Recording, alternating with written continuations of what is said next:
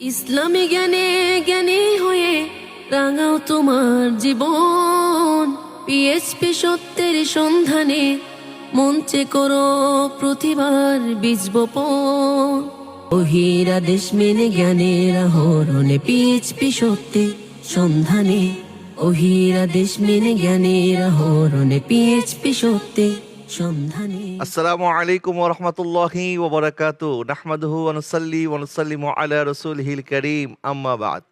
ফাআউযু বিল্লাহি মিনাশ শাইতানির রাজীম। বিসমিল্লাহির রহমানির রহিম। ইন্নাল্লাহা ওয়া মালাইকাতাহু ইউসাল্লুনা আলান নবী ইয়া আইয়ুহাল্লাযীনা আমানু সাল্লু আলাইহি ওয়া সাল্লিমু তাসলিমা। আল্লাহুম্মা সাল্লি আলা সাইয়্যিদিনা মাওলানা মুহাম্মাদিন ওয়া আলা আলি সাইয়্যিদিনা মুহাম্মাদিন ওয়া বারিক ওয়া সাল্লিম।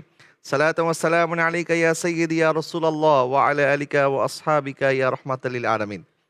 দূরের কাছের দেশ কিংবা প্রবাসে যা যেখান থেকে আমাকে দেখছেন সবাইকে স্বাগত জানাচ্ছি পিএইচপি সত্যের সন্ধানে ইসলামিক জ্ঞান প্রতিযোগিতা 2026-এর মঞ্চ থেকে। দর্শক, আপনারা জানেন দীর্ঘ 6 বছর যাবৎ পিএইচপি ফ্যামিলির নিবেদনে পিএইচপি সত্যের সন্ধানে ইসলামিক জ্ঞান প্রতিযোগিতা আমরা আয়োজন করে আসছি। তারই ধারাবাহিকতায় পবিত্র মাহে রমাদানের প্রথম দিন থেকে শেষ দিন পর্যন্ত এশিয়ান টিভির পর্দা ইফতারের পূর্ব মুহূর্তে আমরা আছি আপনাদের সাথে। আল্লাহ সুবহানাহু ওয়া তাআলা ইরশাদ করছেন, শাহরু রমাদান আল্লাযী উনজিলা ফীহিল কুরআন। আল্লাহ সুবহানাহু ওয়া তাআলা পবিত্র কোরআন নাজিল করেছেন এই মাসে। আল্লাহ সুবহানাহু ওয়া তাআলার কোরআন নাজিলের মাস এবং পবিত্র কোরআনের প্রথম শব্দটি হচ্ছে ইকরা, পড়ো। যেই পড়ার কথা নবীজি সাল্লাল্লাহু আলাইহি ওয়াসাল্লাম বলেছেন যে তোমরা দোলনা থেকে কবর পর্যন্ত ইলম অর্জন করো। এবং যে ব্যক্তি ইলম অর্জন করার জন্য রাস্তায় বের হয়, আল্লাহ সুবহানাহু ওয়া তাআলা তাকে জান্নাতের রাস্তায় পরিচালিত করেন। সেই আকাঙ্ক্ষা নিয়ে, সেই উদ্দেশ্য নিয়ে যেন আমরা জান্নাতের রাস্তায় পরিচালিত হতে পারি, আল্লাহ পাক আমাদেরকে যেন দুনিয়া এবং আখিরাতে উভয় জগতে কামিয়াব করেন, মুক্তি দান করেন।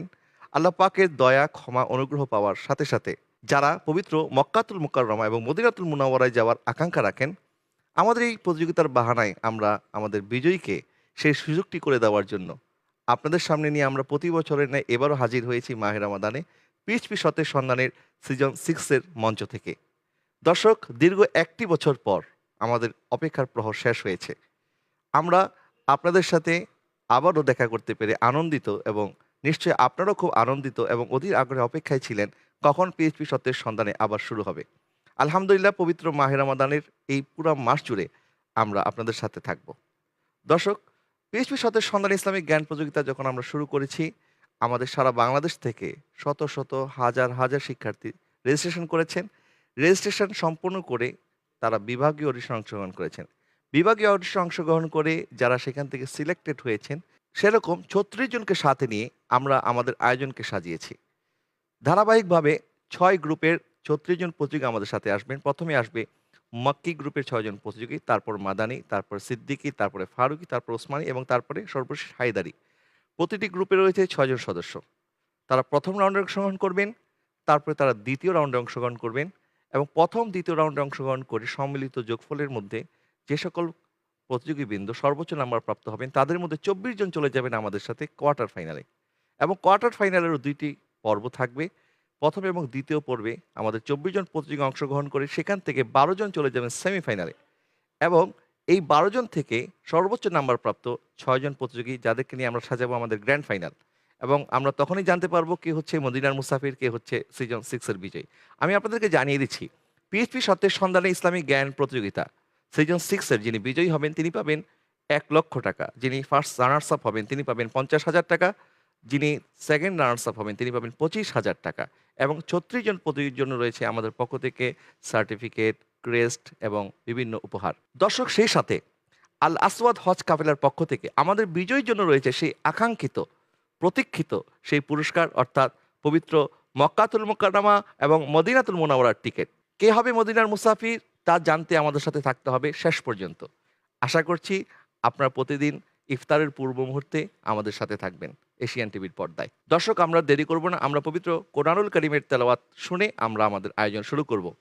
শুরুতেই পবিত্র কোরআনুল কারীম থেকে তেলাওয়াত করার জন্য মঞ্চে আমন্ত্রণ জানাচ্ছি কারি মোহাম্মদ ওসমান সিদ্দিকীকে। মঞ্চে আসছেন কারি মোহাম্মদ ওসমান সিদ্দিকী। পিএইচপি সত্যের সন্ধানে। আসসালামু আলাইকুম ওয়া রাহমাতুল্লাহি ওয়া বারাকাতুহু।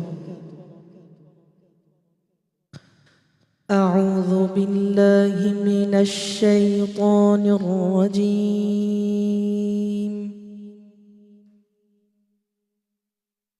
بسم الله الرحمن الرحيم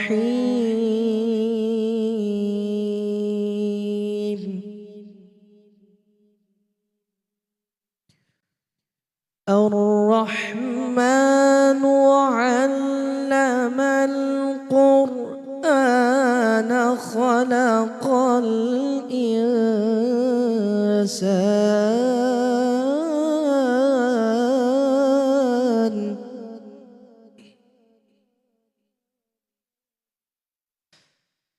خلق الإنسان علمه البيان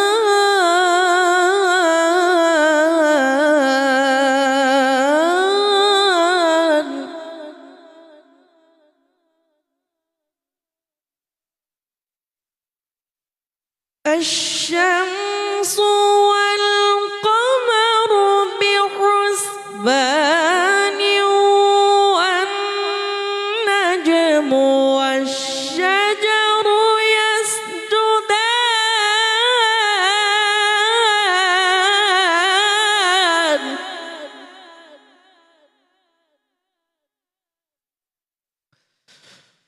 والسماء رفعها ووضع الميزان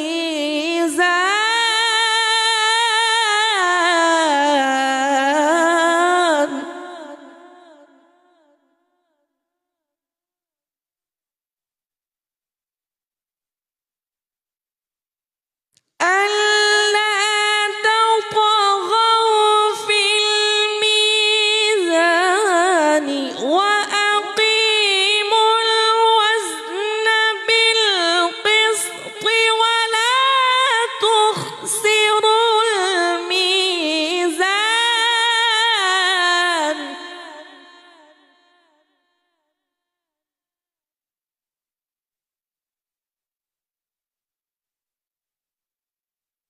ألا تطغوا في الميزان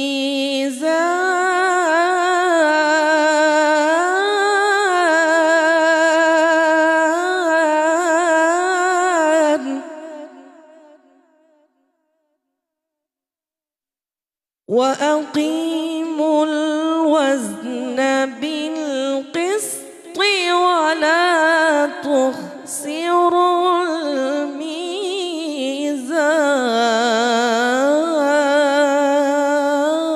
الميزان صدق الله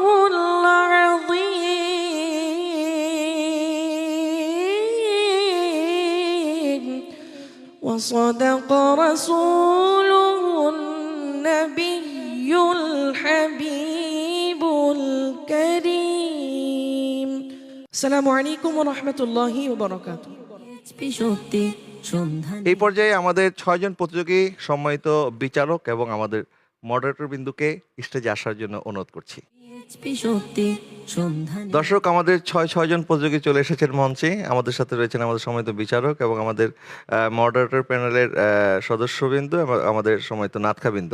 আপনাদের সবাইকে স্বাগত জানাচ্ছি। প্রথমেই আসুন আমরা পরিচিত হয়ে নিই আমাদের সম্মানিত বিচারক মহোদয়ের সাথে। আমাদের সাথে বিচারক হিসেবে মঞ্চে উপস্থিত আছেন ঢাকা বিশ্ববিদ্যালয়ের ইসলামিক স্টাডিজ বিভাগের সম্মানিত সহকারী অধ্যাপক হযরত মাওলানা ডক্টর মাসুম বাকি বিল্লাহ। আসসালামু আলাইকুম ওরহমতুল্লাহি ওবরাকাতুহ। আমাদের সাথে পেভিলিয়নে আরো উপস্থিত রয়েছেন বিশিষ্ট নাট্যকার মাওলানা মোহাম্মদ মহিউদ্দিন তানভীর। আসসালামু আলাইকুম ওরহমতুল্লাহি ওবারাকাতুহ। আমাদের মডারেটর বিন্দু এবং আমাদের সহশিল্পী বিন্দু, আপনাদের সবাইকে স্বাগত জানাচ্ছি।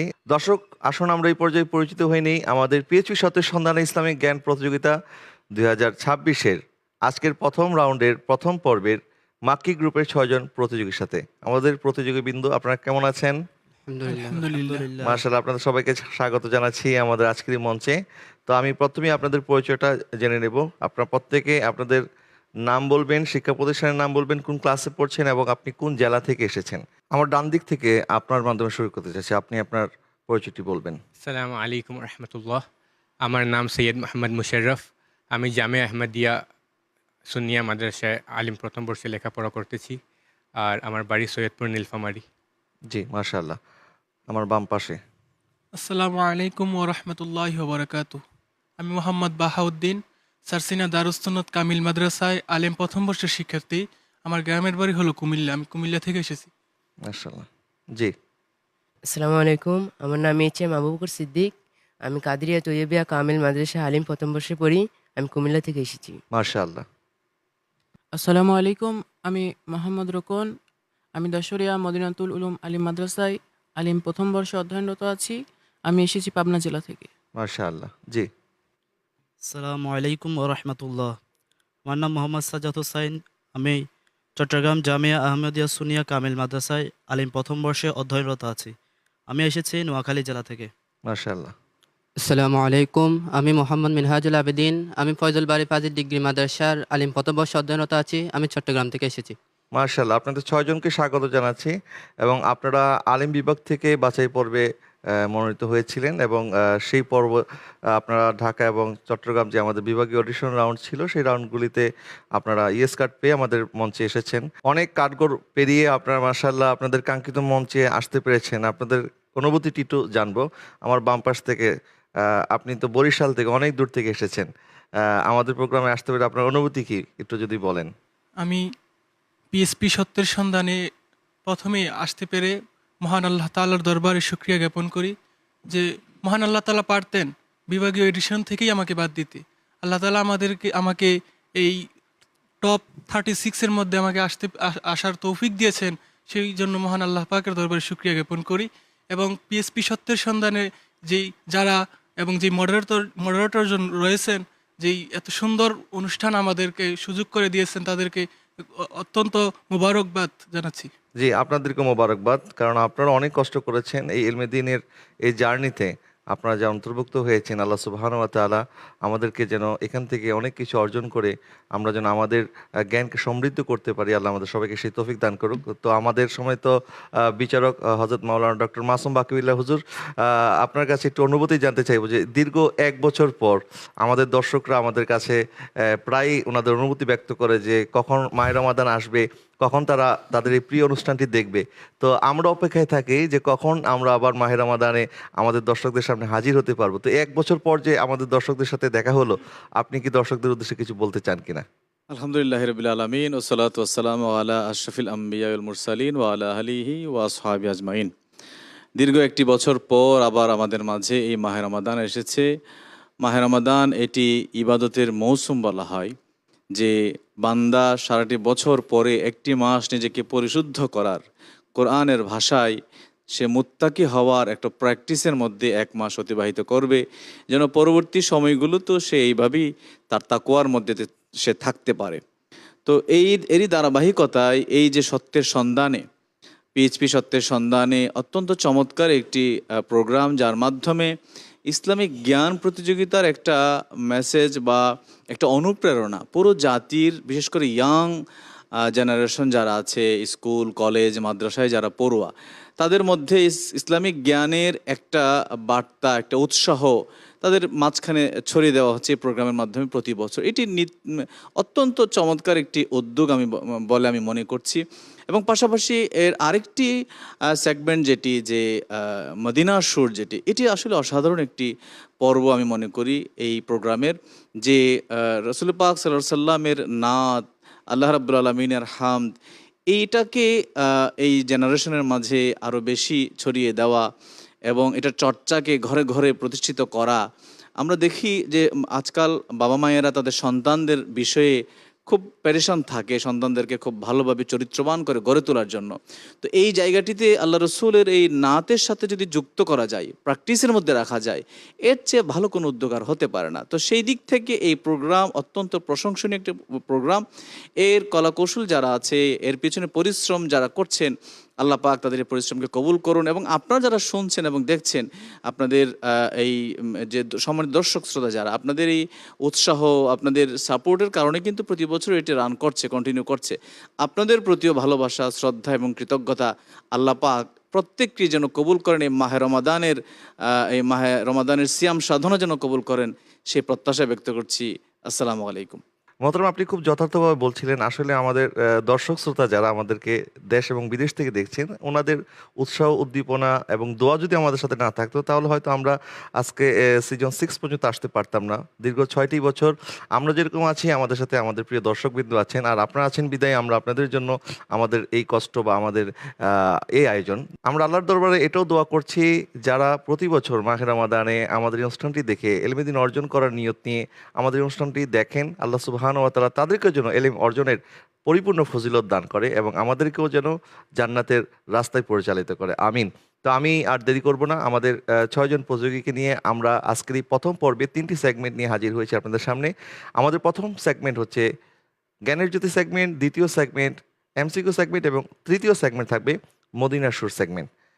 দর্শক, আপনাদেরকে জানিয়ে রাখি, আমাদের আজকের এই 6 জন প্রতিযোগী ওনারা আরও একটি রাউন্ডে অংশগ্রহণ করবেন, অর্থাৎ আমাদের 6 জন করে এরকম 36 জন প্রতিযোগী প্রতিদিন আপনাদের সামনে হাজির হবেন এবং তারা প্রত্যেকে প্রথম রাউন্ডের পাশাপাশি তারা দ্বিতীয় রাউন্ডে অংশগ্রহণ করবে। প্রথম রাউন্ড এবং দ্বিতীয় রাউন্ডের সম্মিলিত যোগফলে যে 6 জনের মধ্যে 4 জন সর্বোচ্চ নাম্বার পাবেন, তিনি চলে যাবেন আমাদের সাথে কোয়ার্টার ফাইনালে।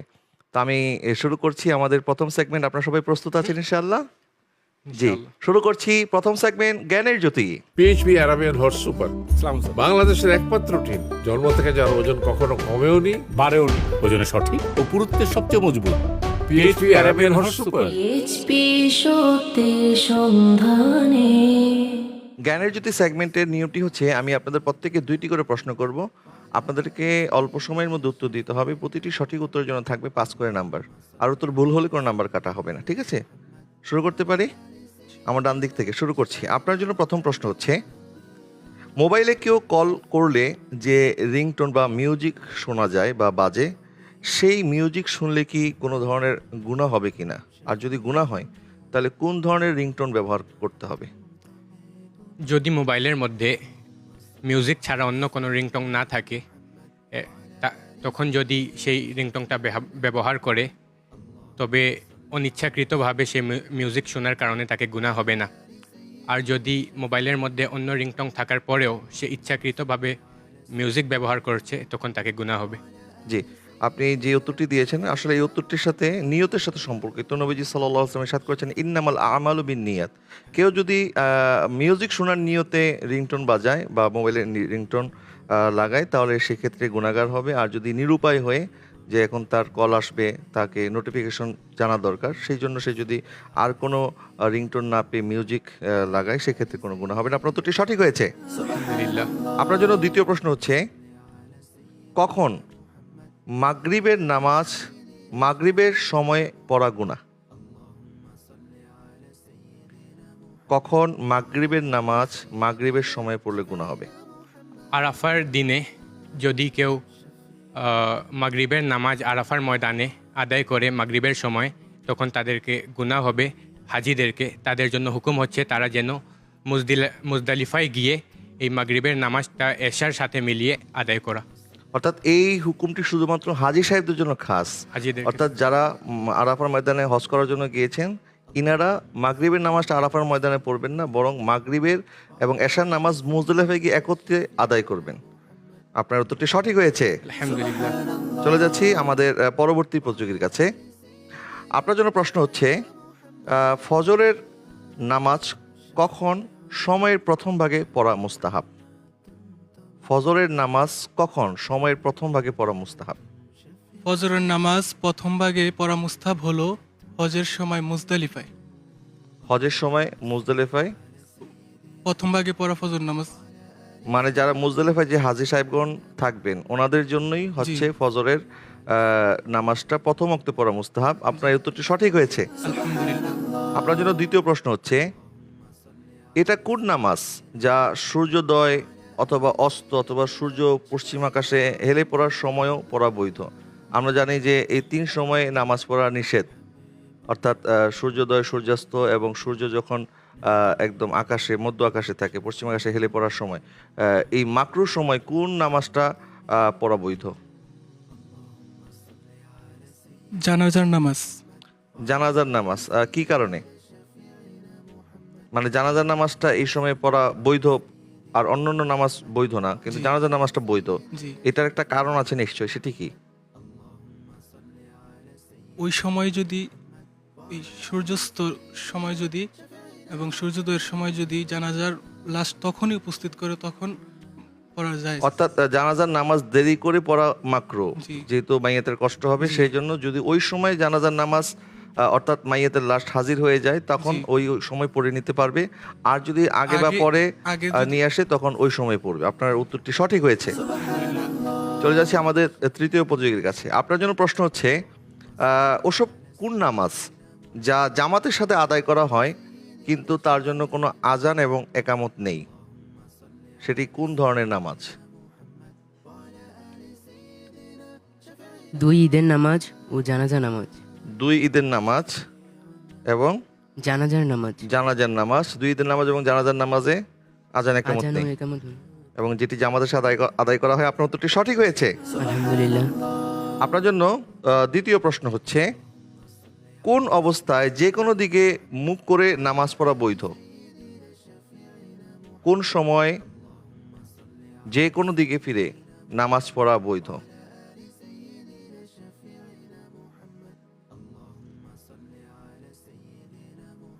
একদম সহজ উত্তর। আমাদের দর্শক শ্রোতা যারা, যদিও প্রশ্নটি কঠিন মনে হচ্ছে, উত্তরটা কিন্তু একদম সহজ। কোন সময়ে যে কোনো দিকে ফিরে নামাজ পড়া বৈধ? কাবা শরীফের পাশে কোনো বিল্ডিং এ কাবা কাবা শরীফ শরীফ- তাওয়ার সময়। জি? কাবা শরীফ তাওয়াফের সময়। কাবা শরীফ তাওয়াফের সময় তখন তো কাবার দিকে ফিরে নামাজ পড়তে হবে, যে কোনো দিকে ফিরে নামাজ পড়তে হবে না। আপনি খুব কাছাকাছি গিয়েও মানে উত্তরটি ধরতে পারছেন না। সেটি হচ্ছে যারা কাবা শরীফের ভিতরে অথবা কাবা শরীফের ছাদে নামাজ পড়বে তারা চাইলে যে কোনো দিকে ফিরে নামাজ পড়তে পারে, কারণ তখন তো তারা কেবলার ভিতরেই আছে, সুতরাং তারা যেদিকে ফিরে পড়বে সেটাই তাদের কেবলা। আপনি খুব কাছাকাছি গিয়েও সঠিক উত্তরটি বলতে পারেননি, সেই জন্য আপনাকে কোনো নাম্বার দেওয়া যাচ্ছে না। আমি চলে যাচ্ছি আমার চতুর্থ প্রতিযোগীর কাছে। আপনার জন্য প্রশ্ন হচ্ছে নামাজে রুকু ও সেজদা করতে সক্ষম হওয়া সত্ত্বেও ফরজ নামাজ বসে পড়া বৈধ, এটা কোন অবস্থায়?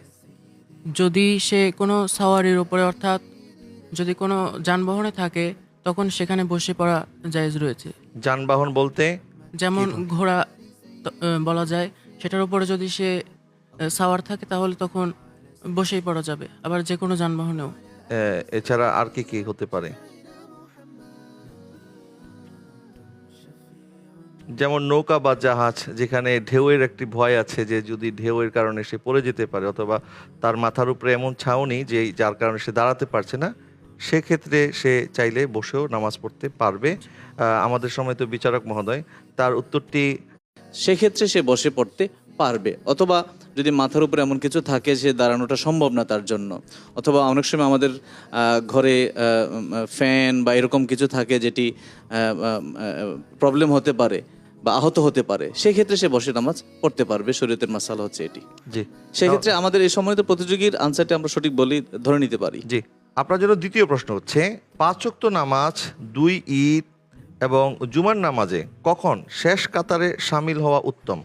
আমরা জানি যে জামাতের মধ্যে প্রথম কাতারে যারা নামাজ আদায় করবে তাদের ফজিলত অনেক বেশি, নবীজি ইরশাদ করেছেন, কিন্তু কখন শেষ কাতারে নামাজ পড়া উত্তম? যদি আশঙ্কা থাকে যে সামনের কাতারে পৌঁছাতে গিয়ে জামাত মিস হয়ে যাওয়ার সম্ভাবনা থাকে তাহলে সেই ক্ষেত্রে পেছনের কাতারে দাঁড়াই নামাজ আদায় করা উত্তম। যেহেতু তার জামাতের ফজিলতটা বেশি, সেক্ষেত্রে সে কাতারে সামনের থেকে মানে সামনে থাকার চাইতে পিছনে যেন দাঁড়িয়ে অন্তত জামাতটা ধরতে পারে, সেই ক্ষেত্রে তার জন্য পিছনে নামাজ আদায় করাটাই উত্তম। আপনার এই উত্তরটি সঠিক হয়েছে। চলে যাচ্ছি আমাদের পরবর্তী প্রতিযোগীর কাছে। আপনার জন্য প্রথম প্রশ্ন হচ্ছে সেটি কোন ধরনের আয়াত যা কোনো কোনো নামাজে পড়া মাকরু?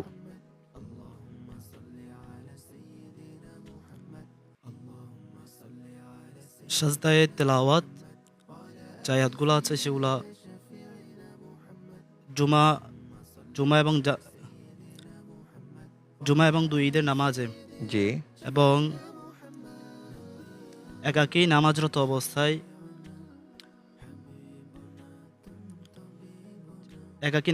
অবস্থায় চুপি চুপি কোরআন তেলাওয়াত, যে নামাজগুলোতে চুপি চুপি কোরআন তেলাওয়াত পড়তে হয় সেগুলোতে সাজদায়ে তেলাওয়াতের আয়াতগুলো পড়া মাকরু। সেটি একাকী নামাজে? নাকি? ইমাম সাহেবের জন্য। ইমাম সাহেবের জন্য। আর একাকী নামাজে যেটা আপনি বললেন সেটি? সেটা হবে না, এখানে ইমাম সাহেব হবে। একাকী নামাজ পড়লে তো তিনি ইমাম, তিনি মুক্তাদি, জি। সেক্ষেত্রে তার জন্য বিধান কি? সেক্ষেত্রে সে পড়তে পারবে কিনা? পড়তে পারবে।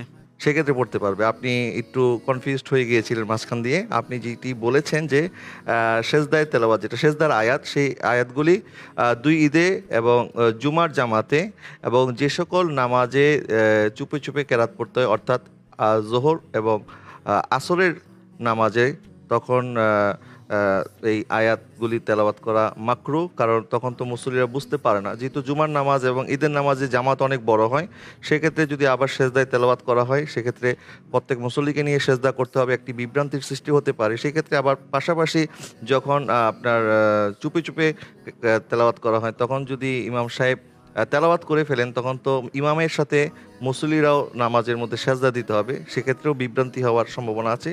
সেই দিকে লক্ষ্য করেই মূলত এই বিধান করা হয়েছে। এই সকল ক্ষেত্রে তেলাওয়াতে সেজদা করা মাকরু। আপনার উত্তরটি সঠিক হয়েছে, আলহামদুলিল্লাহ। আপনার জন্য দ্বিতীয় প্রশ্ন হচ্ছে, কোন নামাজে বড় কেরাত পড়ার চেয়ে ছোট কেরাত পড়া উত্তম?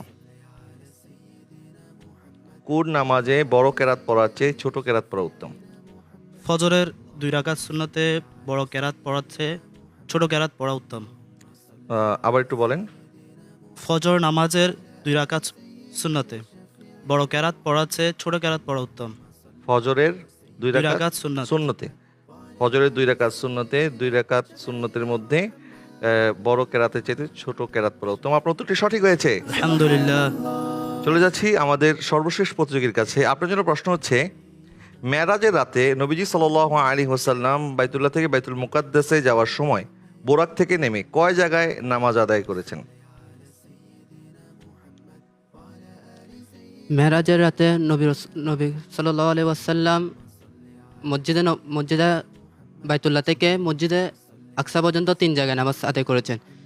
একটা হচ্ছে ইয়াসরিব মদিনায়, আরেকটা হচ্ছে বাইতুল্লাহাম ঈসা আলাইহিস সালাম যেখানে জন্মস্থান, আরেকটা হচ্ছে তুরে সিনা। এই 3 জায়গায় নবীজি সাল্লাল্লাহু আলাইহি ওয়াসাল্লাম নামাজ আদায় করেছেন। আপনার উত্তরটি সঠিক হয়েছে, আলহামদুলিল্লাহ। আপনার জন্য দ্বিতীয় প্রশ্ন হচ্ছে, রাসূল সাল্লাল্লাহু আলাইহি ওয়াসাল্লামের কাছে কয়টি জিনিস, এই দুনিয়ার কয়টি জিনিস নবীজির কাছে প্রিয় এবং চক্ষু শীতলকারী?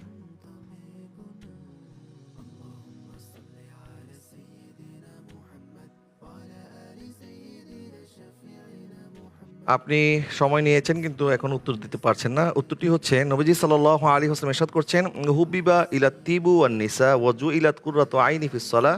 নবীজি সাল্লাল্লাহু আলাইহি ওয়াসাল্লাম ইরশাদ করছেন, তোমাদের দুনিয়াতে সুগন্ধি এবং নারীকে আমার কাছে প্রিয় করা হয়েছে এবং নামাজকে আমার চক্ষুর শীতলতা করা হয়েছে। তো আমরা আপনার উত্তরটি পাইনি, এই কারণে আপনি কোনো নাম্বার পাচ্ছেন না দর্শক। আর এর সাথে শেষ করলাম আমাদের জ্ঞানের জ্যোতি সেগমেন্ট। আমরা চলে যাব পরবর্তী সেগমেন্টের নাম হচ্ছে MCQ segment. PHP Arabian horse super বাংলাদেশের একমাত্র টিম জন্ম থেকে যার ওজন কখনো কমেওনি বাড়েওনি, ওজনে সঠিক ও পুরুত্বের সবচেয়ে মজবুত। PHP Arabian horse super. PHP শক্তির সন্ধানে। শুরু করছি এমসিকিউ সেগমেন্ট। আর এই সেগমেন্টের নিয়মটি আমি আপনাদেরকে বলে দিচ্ছি। আপনাদেরকে একটি করে প্রশ্ন করা হবে, 4টি অপশন দেওয়া থাকবে এবং 30 সেকেন্ড সময়ের মধ্যে আপনাদেরকে সঠিক উত্তরটি বলতে হবে। আর উত্তর যদি সঠিক হয় তাহলে আপনি পেয়ে যাবেন 5 নাম্বার, উত্তর ভুল হলে কোনো নাম্বার কাটা হবে না। আপনারা কি নিয়মটি বুঝতে পেরেছেন? জি, মাশাআল্লাহ। আমি চলে যাচ্ছি আমার ডান দিকে। আপনার জন্য প্রশ্ন হচ্ছে, হারবুল ফুজ্জার কত বছর স্থায়ী ছিল? অপশন 1 3 বছর, অপশন 2 4 বছর, অপশন 3 5 বছর, অপশন 4 7 বছর। আপনার সময় শুরু হয়েছে, 30 সেকেন্ড সময়ের মধ্যে সঠিক উত্তরটি বলতে হবে।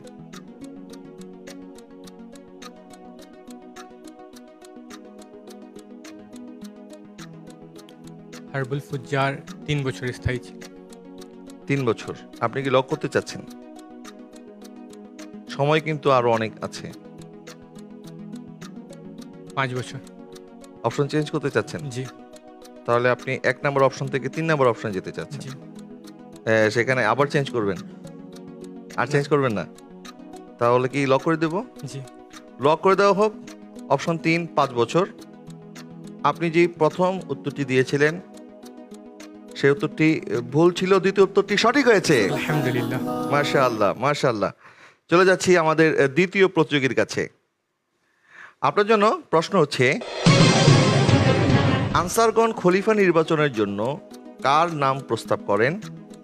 অপশন 1 হযরত আলী রাদিয়াল্লাহু তাআলা আনহু, অপশন 2 হযরত আবু বকর সিদ্দিক রাদিয়াল্লাহু তাআলা আনহু, অপশন 3 হযরত ওমর রাদিয়াল্লাহু তাআলা আনহু, অপশন 4 হযরত সাদ বিন আবি ওবায়দা রাদিয়াল্লাহু তাআলা আনহু। আনসারগণ খলিফা নির্বাচনের জন্য কার নাম প্রস্তাব করেন? 30 সেকেন্ড সময়ের মধ্যে বলতে হবে। অপশনগুলো আবার অপশনগুলি হচ্ছে হযরত আলী, হযরত আবু বকর, হযরত ওমর, হযরত সাদ বিন আবু উবায়দা রাদিয়াল্লাহু তাআলা আনহুম। এই চারজনের মধ্যে কার নাম? আলহামদুলিল্লাহ, আমি অপশন হিসেবে বেছে নিচ্ছি 4 নাম্বার সাদ ইবনে আবি উবাইদা। 4 নম্বর অপশন। আপনিও কি আমাদের প্রথম প্রযোগীর মতো অপশন চেঞ্জ করবেন, নাকি এটাই আপনার সর্বশেষ অ্যান্সার? জি না। লক করতে চাচ্ছেন? জি। লক করে দেওয়া হোক। অপশন 4 সাদ বিন আবি উবাইদা রাদিয়াল্লাহু তাআলা আনহু। আপনার উত্তরটি সঠিক হয়েছে, মাশাআল্লাহ। চলে যাচ্ছি আমাদের তৃতীয় প্রতিযোগীর কাছে। আপনার জন্য প্রশ্ন হচ্ছে, কোন সূরা শুনে হযরত আবু বকর সিদ্দিক রাদিয়াল্লাহু তাআলা আনহু ও নবীজি সাল্লাল্লাহু আলাইহি ওয়াসাল্লামের ওফাতের আসন্নতা বুঝতে পেরেছিলেন? অর্থাৎ নবীজি সাল্লাল্লাহু আলাইহি ওয়াসাল্লামের ইন্তেকাল অত্যাসন্ন, এটি বুঝতে পেরেছিলেন কোন সূরা তেলাওয়াত করার পরে বা কোন সূরা নাজিল হওয়ার পর? অপশন 1 সূরা কাউসার, অপশন 2 সূরা ফালাক, অপশন 3 সূরা নাসর, অপশন 4 সূরা নাস। কোন সূরা নাজিল হওয়ার পর বা কোন সূরার তেলাওয়াত শুনে হযরত আবু বকর সিদ্দিক রাদিয়াল্লাহু তাআলা আনহু বুঝতে পেরেছিলেন নবী সাল্লাল্লাহু আলাইহি ওয়াসাল্লাম অতি সত্বর অপশনগুলো একটু ওফাত বরণ করবেন? অপশন 1 সূরা কাউসার, অপশন 2 সূরা ফালাক, অপশন 3 সূরা নাসর, অপশন 4 সূরা নাস। আলহামদুলিল্লাহ, আমি উত্তর হিসেবে বেছে নিচ্ছি সূরা নাসর। সূরা নাসর জি। লক করতে চাচ্ছেন? জি। লক করে দেওয়া হোক সূরা নাসর। আপনার উত্তরটি সঠিক হয়েছে, আলহামদুলিল্লাহ। মাশাআল্লাহ। চলে যাচ্ছি আমাদের পরের প্রতিযোগীর কাছে। আপনার জন্য প্রশ্ন হচ্ছে, বাইয়াতে রিদওয়ান কোন বৃক্ষের নিচে সংগঠিত হয়? অপশন 1 বাবলা, অপশন 2 খেজুর, অপশন 3 বড়ই, অপশন 4 জলপাই। বায়াতে রিদওয়ান।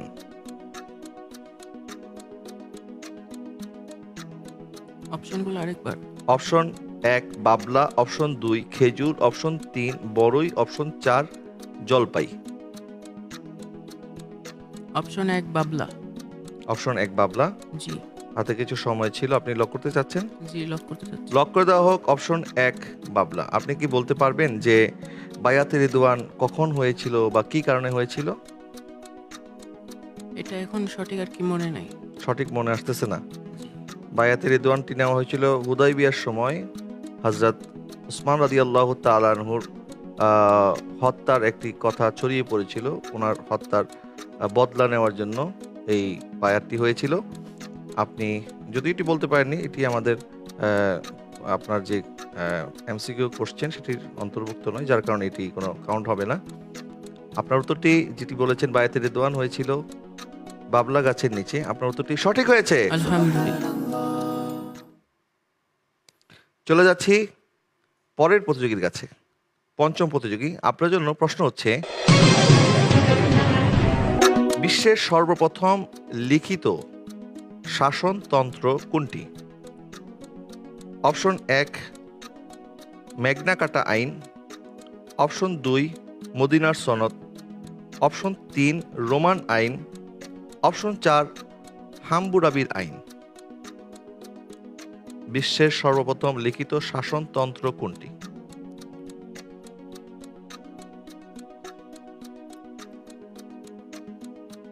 আলহামদুলিল্লাহ, আমি এর উত্তর হিসেবে লক করতে চাই অপশন 2 মদিনার সনদ। অপশন 2 মদিনার সনদ। আপনি লক করেছেন অপশন 2 মদিনার সনদ। আপনার এই উত্তরটি সঠিক হয়েছে, আলহামদুলিল্লাহ। আমাদের সর্বশেষ প্রতিযোগী। আপনার জন্য প্রশ্ন হচ্ছে, সর্বপ্রথম কার গায়েবানা জানাজা আদায় করা হয়?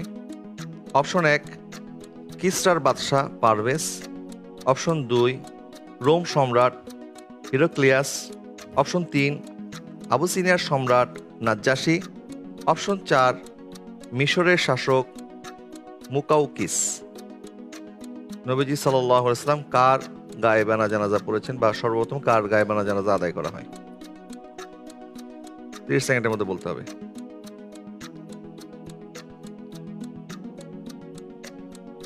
আলহামদুলিল্লাহ, আমি উত্তর ভেবে বেছে নিচ্ছি আবিসিনিয়ার বাদশাহ নাজ্জাশী।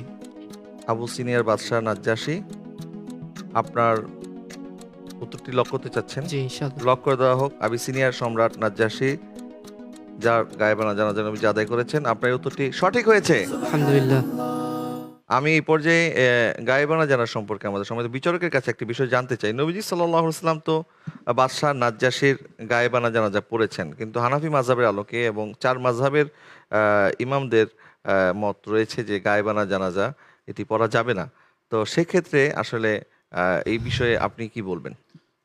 আমাদের সম্মানিত প্রতিযোগী খুব চমৎকার উত্তর দিয়েছেন, ওনার আনসারটি সঠিক হয়েছে। তো এই বিষয়ে যেহেতু রসুল পাক সাল্লাল্লাহু আলাইহি সাল্লাম ওনার জানাজার গায়েবানা জানাজা পড়েছিলেন, নামাজ পড়েছিলেন, তো এটি আসলে এখন নিষিদ্ধ কেন বা পড়া যাবে না কেন? এটি দেখুন, রসুল্লাহ সাল্লাল্লাহু আলাইহি সাল্লামের জন্য কিছু ব্যাপার ছিল ওনার জন্যই খাস।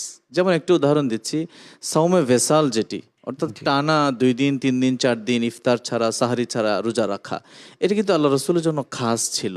এরকম অনেক নানা বিষয় আছে নবীজির জন্য যেগুলো খাস, কিন্তু উম্মত সেটি করবে না। তার মধ্যে এটি হচ্ছে একটি গায়েবানা জানাজা, যেটি এটি আল্লাহ রসুলের ক্ষেত্রে যে নাজ্জাশীর কথা আসছে, এটি খাস এই জন্য যে আল্লাহ রাব্বুল আলামিন তার হাবিবের সম্মানার্থে, তার হাবিবের মর্যাদার খাতিরে ওসিলায় তার ওই লাশটিকে ওখানে অদৃশ্যভাবে সেখানে হাজির করেছিলেন।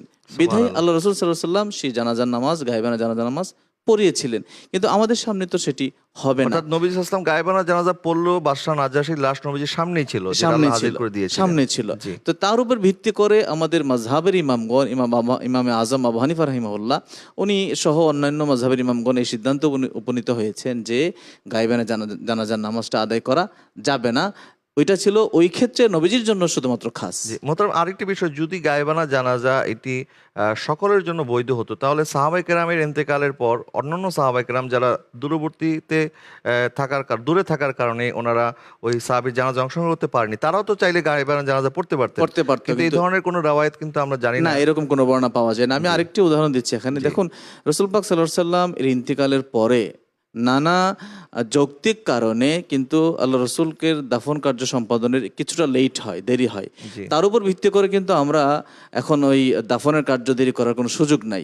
এটি সম্পূর্ণই যত দ্রুত করা যায় ততই আল্লাহ রসুলের পক্ষ থেকে আদেশ আসছে। তার মানে হচ্ছে যে গায়েবানা জানাজার বিষয়টি আল্লাহ রসুলের এই হাদিসের উপর, নাজ্জাশীর ব্যাপারের উপর কিয়াস করে করা যাবে না। এটার অন্য আনুষঙ্গিকতা দেখে তারপর সিদ্ধান্ত ইমামের মাযহাবগণ করেছেন যে এটা করা যাবে না। জি মোহতারাম, আপনাকে ধন্যবাদ। অর্থাৎ মৃত ব্যক্তির জন্য আমরা দোয়া করতে পারবো, কিন্তু জানাজার নামাজ যেটি পড়া হয় সেটি মৃত ব্যক্তির লাশকে সামনে নিয়ে আদায় করতে হবে। গায়েবানা জানাজা পড়া যাবে না, বরং মৃত ব্যক্তির জন্য আমরা দোয়া করব। দর্শক, আর এর সাথে আমরা শেষ করলাম আমাদের দ্বিতীয় সেগমেন্ট, এমসিকিউ সেগমেন্ট। আমরা আপনাদের কাছ থেকে অনেক মেসেজ পাই যে আপনারা আমাদের এই সেগমেন্টটিকে অত্যন্ত ভালোবাসেন, আপনাদের খুব প্রিয় একটি সেগমেন্ট। আর এটি শুধু আপনাদের প্রিয় না, এটি আমাদেরও প্রিয়, কারণ যেখানে হামদে বারি তাআলা, নাত রাসূল সাল্লাল্লাহু আলাইহি ওয়াসাল্লাম এবং ইসলামী সঙ্গীত পরিবেশন হয়, সেটি যে কোনো হতাশ হৃদয়কেও কিন্তু আলোকিত করে দিতে পারে।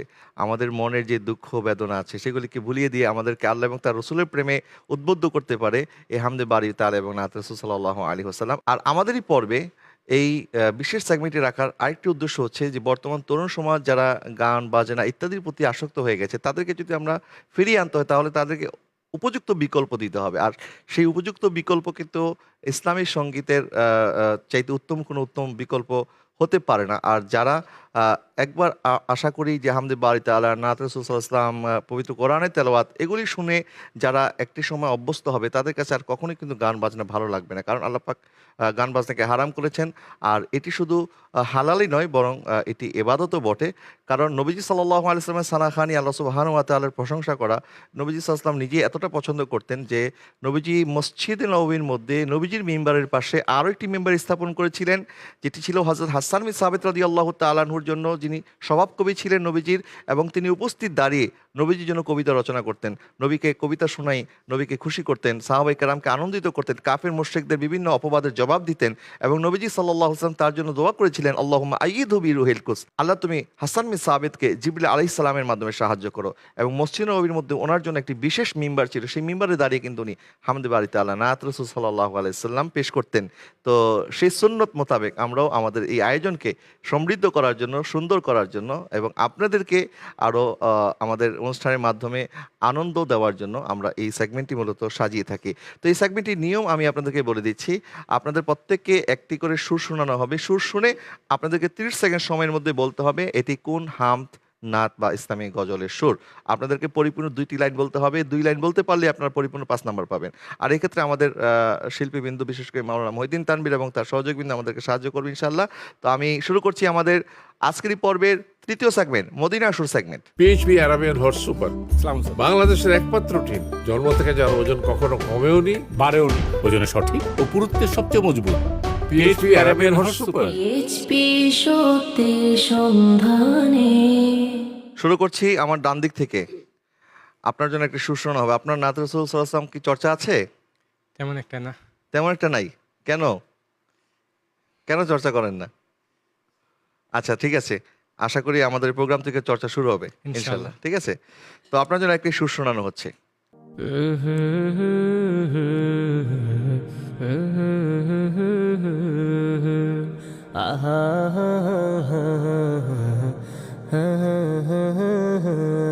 জি বলুন, 30 সেকেন্ড সময়ের মধ্যে বলতে হবে। আজো কেন বিলম্ব মোর দয়াল নবীর জিয়ারত, আজো কেন বিলম্ব মোর দয়াল নবীর জিয়ারত। 2য় লাইন, এটি প্রথম লাইন বলেছেন, 2য় লাইন বলতে হবে। 2য় লাইন বলতে পারছেন না, আমাদের শিল্পীবৃন্দ 2য় লাইনটি একটু বলে দেন। গেলে বুঝবি মদিনাটা, গেলে বুঝবি মদিনাটা আসলে জান্নাত। আজো কেন বিলম্ব মোর দয়াল নবীর জিয়ারত, আজো কেন বিলম্ব মোর দয়াল নবীর জিয়ারত। গেলে বুঝবি মদিনাটা, গেলে বুঝবি মদিনাটা আসলে জান্নাত। আজো কেন বিলম্ব মোর দয়াল নবীর জিয়ারত, আজো কেন বিলম্ব মোর দয়াল নবীর জিয়ারত। প্রথম লাইন বলতে পেরেছেন, আজও কেন বিলম্ব মন দয়াল নবীর জিয়ারত, কিন্তু 2য় লাইনটি ছিল গেলে বুঝবি মদিনাটা আসলে জান্নাত। এটা কি জানা ছিল না আপনার? ভুলে গেছি। ভুলে গেছেন? আমাদের সময় তো বিচারক, সে ভুলে গেছে। এখন অর্ধেক বলার কারণে কত নাম্বার পাবে? যেহেতু আমাদের এই প্রোগ্রামের নিয়ম হচ্ছে মদিনার সুর শোনার পরে প্রতিযোগী প্রথম 2 লাইন গাইবেন, জি, তো সেই দিক থেকে আসলে আমাদের প্রতিযোগী প্রথম লাইনটি গাওয়ার সমর্থ হয়েছে, দ্বিতীয়টি উনি পারেননি। সেদিক থেকে আমরা ওনাকে অর্ধেক নাম্বার দিতে পারি, 5-এর মধ্যে 3 দিতে পারি। আপনাকে 5-এ 3 দেওয়া হচ্ছে। আলহামদুলিল্লাহ। মাশাআল্লাহ। চলে যাচ্ছি আমাদের পরের প্রতিযোগীর কাছে। আপনি কি নার্ভাস? কেন নার্ভাস? এখানে সবাই আপনার মতো প্রতিযোগী, এখানে কোনো বিশেষ কোনো প্রতিযোগী নেই যে অনেকে অনেক বেশি যোগ্য। আমার কাছে মনে হয় যে আপনার প্রত্যেকেই যোগ্য, তো নার্ভাস হওয়ার কোনো কারণ নেই। ভয় পাচ্ছেন? মদিনার সুর একটু। আচ্ছা, দেখা যাক, শুভকামনা রইল। আপনার জন্য একটি সুর শোনানো হচ্ছে।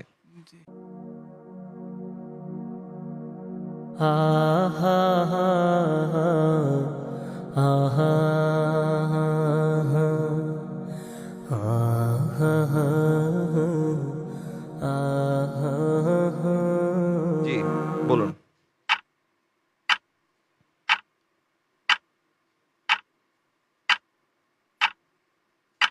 30 সেকেন্ড সময়ের মধ্যে বলতে হবে। একটি বাংলা নাত রাসূল সাল্লাল্লাহু আলাইহি ওয়াসাল্লাম।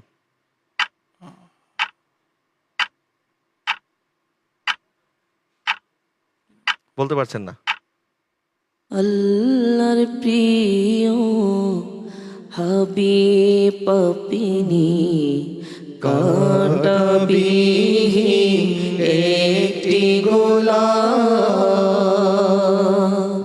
আল্লাহর প্রিয় হাবিব পাপিনি কাটাবিহীন একটি গোলাপ আপনাকে কেউ কষ্ট দিলে স্বয়ং আল্লাহ দে জবাব আল্লাহর প্রিয় হাবিব আপনি কাটাবিহীন একটি গোলাপ। জি, এটি ছিল আল্লাহর প্রিয় হাবিব আপনি কাঁটাবিহীন একটি গোলাপ। আপনি উত্তরটি দিতে পারেননি। আশা করি পরের সেগমেন্টে আপনি ভালো ফলাফল অর্জন করবেন। চলে যাচ্ছি আমাদের পরের প্রতিযোগীর কাছে। কেমন আছেন আপনি? মাশাআল্লাহ। আপনি কোন ক্লাসে পড়ছেন? আলিম প্রথম বর্ষ। আলিম প্রথম বর্ষে। এখানে সবাই আলিম প্রথম বর্ষের শিক্ষার্থী, তাই না? জি, সবাই আপনার ক্লাসমেট। আশা করি আমার পূর্বের প্রতিযোগীর মধ্যে আপনি নার্ভাস হবেন না, হিম্মত রাখবেন, সাহস রাখবেন, ইনশাল্লাহ আপনি পারবেন। এই কনফিডেন্স যেন আপনার ভিতরে থাকে, ইনশাআল্লাহ। ঠিক আছে? আপনাকে একটি সুর শোনানো হচ্ছে।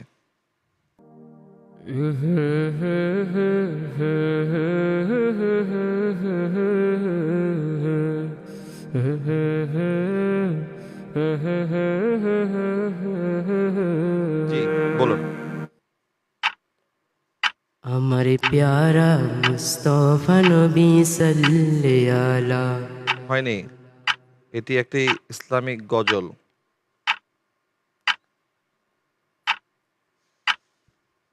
সুরটিও কাছাকাছি হয়নি, যদিও আপনি যেটি বলেছেন কাছাকাছি হতে পারে, তবে এটি সেটির সুর না,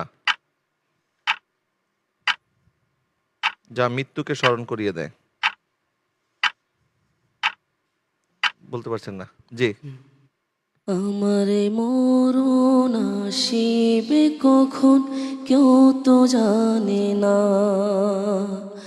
আমার মরণ আসিবে কখন কেউ তো জানে না, আমি মরে গেলে আমায় তোমরা ভুইলা যায়ও না, আমি মরে গেলে আমায় তোমরা ভুইলা যায়ও না, আমার মরণ আসিবে কখন কেউ তো জানে না, আমার মরণ আসিবে কখন কেউ তো জানে না। জি, আপনি বলতে পারেন, এটি আপনার জানা ছিল?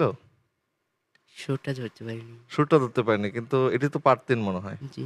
আচ্ছা, যাই হোক, আপনারা যারা শুনছেন, আপনারা খুব মনোযোগের সাথে আপনার সুরটি শুনতে হবে, কারণ যেহেতু অল্প সময়ের জন্য সুর বাজানো হয়, আবার অনেক সুরগুলি আছে প্রায় কাছাকাছি, সিমিলার, কনফিউশন হয়ে যায় অনেকে। তো তারপরেও এর মধ্যেই আপনাদেরকে, যেহেতু একটি প্রতিযোগিতা, এই জন্য আমাদেরকে কিছু নিয়মের কারণে কিছু এমন কিছু সেগমেন্ট রাখতে হয় যেন আপনারা কেউ এগিয়ে যেতে পারেন। আবার কারণ যেহেতু আমাদের সবাইকে তো আমরা পরের রাউন্ডে নিতে পারবো না, আমাদের সর্বোচ্চ নাম্বার প্রাপ্ত যারা তারাই যেতে পারবেন, যার কারণেই কিন্তু আমরা আসলে সহজ সেগমেন্টের পাশাপাশি কিছু কঠিন সেগমেন্ট আমাদেরকে রাখতে হয়।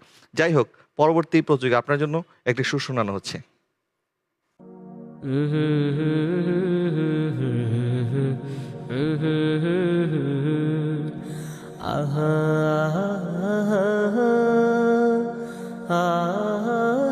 জি, জি, আপনি বলেন, 30 সেকেন্ড সময়ের মধ্যে বলতে হবে।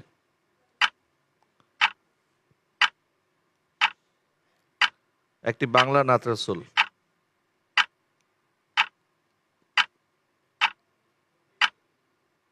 সুরটা ধরতে পারলাম না। সুরটি ধরতে পারছেন না? নবীর দরবারের কোনো নাই রে তুলনা, নবীর দরবারের কোনো নাই রে তুলনা, যে দরবারে আদব শিক্ষা দিলেন রব্বানা, যে দরবারে আদব শিক্ষা দেন রব্বানা, নবীর দরবারের কোনো নাই রে তুলনা, নবীর দরবারের কোনো নাই রে তুলনা, যে দরবারে আদব শিক্ষা দেন রব্বানা, যে দরবারে আদব শিক্ষা দেন রব্বানা, নবীর দরবারের কোনো নাই রে তুলনা, নবীর দরবারের কোনো নাই রে তুলনা। আপনি উত্তরটি বলতে পারেননি। যাই হোক, চলে যাচ্ছি আমাদের পরের প্রতিযোগীর কাছে। আপনার জন্য একটি সুর শোনানো হচ্ছে।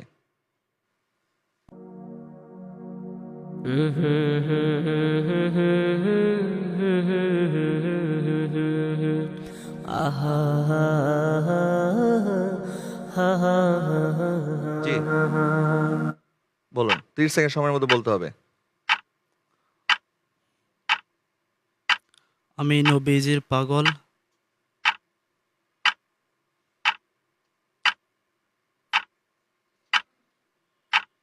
সময় ফুরিয়ে যাচ্ছে।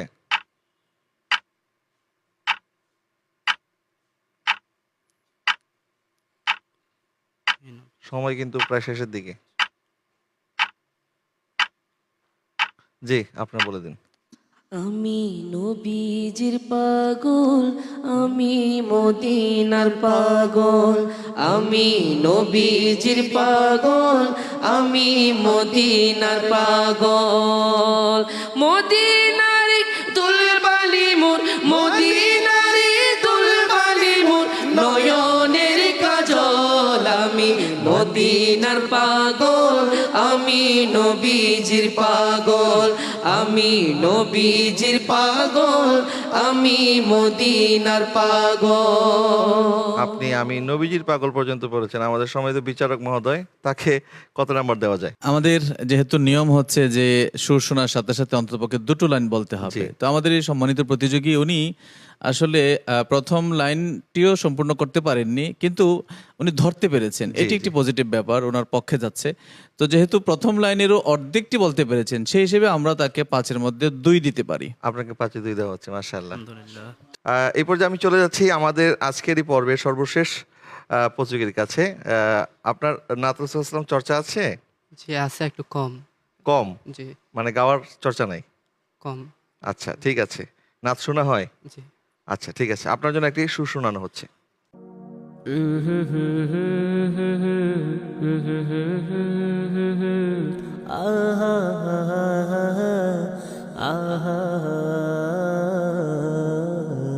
জি, 30 সেকেন্ড সময়ের মধ্যে বলতে হবে।